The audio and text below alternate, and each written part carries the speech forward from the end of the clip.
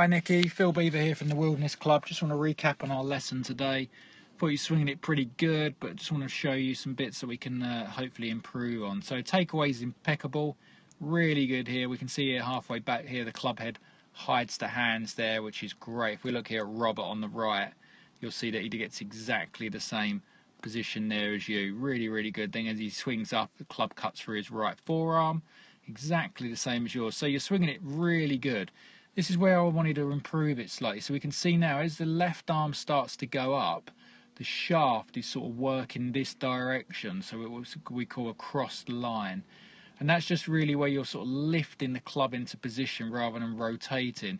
One, this arm is a bit too far out, but two, we can see the club is pointing what we call a cross. If we look here at Robert's swing, what you're going to see is his left arm is actually going to be rotating sort of this direction. So as he swings up, the club is going to stay on that line. So we can see there at the top of his swing, his left arm and club forms one completely straight line. But look how much different that right elbow is as well.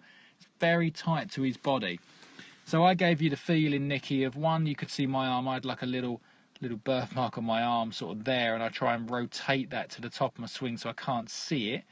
And the other thing was just trying to squeeze these two elbows together. If we can squeeze them together, that will get the club pointing more laid off or down the line. And what that means is you haven't got to compensate on the way down. That's the first part. Second part, still for me, as you come down, the lines are really good. I just want to see you hit it harder. You know, I'd love to see you hit the ground a little bit more after the ball, but I'd love to see some bit more power. Like if you look at your legs and shoulders there, they look a little bit square.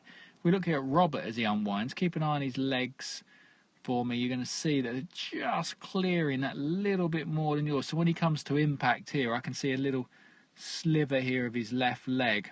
Where of yourself, I can't really see that. So I'd just like to see you hit it a little bit harder, hit the ground, and that will encourage, like on lesson one, that got you into a bit of a better follow through. That club was sort of down there on the way through. If you look at Robert's there, you'll see that his is a little bit more on the way through than yours. So in a nutshell, really just squeeze them two elbows together, get that tightening from there. Once the club drops to about this position here, as Roberts does, then you want to power through it, really zip through it for me.